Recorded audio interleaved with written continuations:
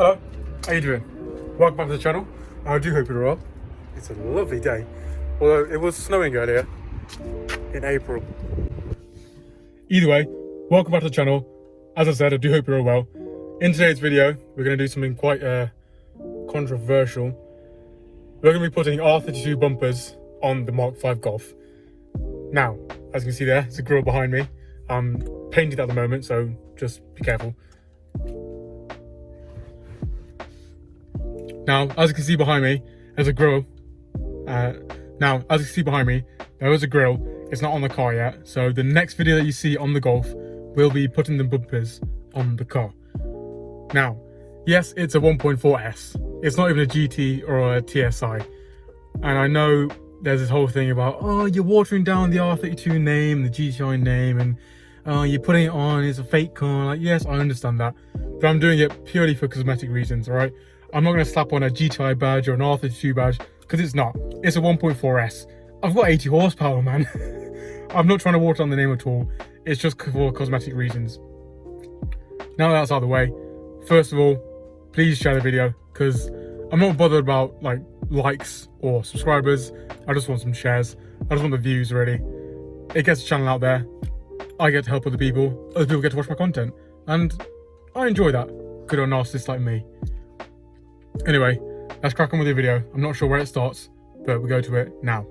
So, what have I spent glorious amounts of money on this time? We have an R32 front bumper and an R32 rear bumper. Simple as, there we go, good night. So obviously these are going to the Golf. Bought them up today, bit more quite cheap actually, really nice price because they're a bit tattered up. There are scratches on the front bumper. So there's a scratch on the front and on the top side. All the trims and the grills are missing, which are a bit annoying. Again, with the rear bumper, it's just scratches. And then the bottom diffuser is missing. And then as for the rear, it's in really good condition. A few scratches, of course. It's in black, which is helpful, but obviously I'm going to sand them down and get them ready for paint. So for now, let's go ahead and sand it down. And we're all done. It's quite dark actually. I think it's like 8 o'clock now, like 3 hours later. I've got the light out. Fun fact, it was actually burning. I could smell something. I thought it was prawn deer. It was actually burning. So I turned it off for a bit, turned it back on. Anyway, these are all sanded down now. I've put some glazing putty on there, the big boy plastic filler. Tomorrow morning, once it's dry, hopefully it stays dry tonight. Either way, I'm gonna put these in the shed. But yeah, I'll catch you tomorrow morning.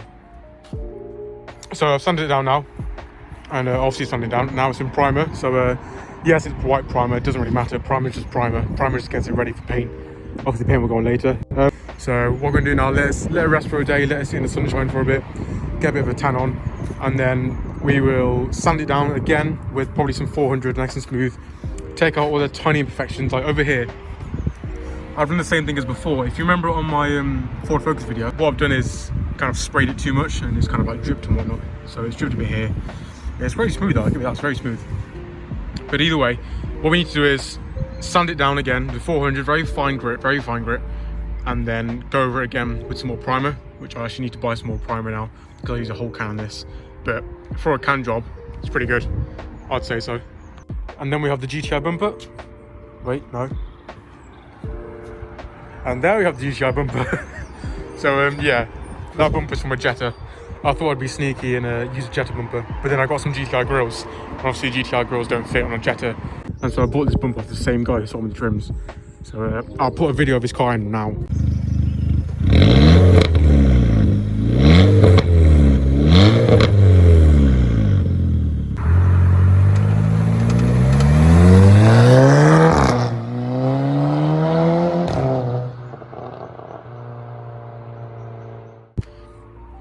But either way, that's going to be sanded down tomorrow whilst it dries, and then primed, ready for everything else.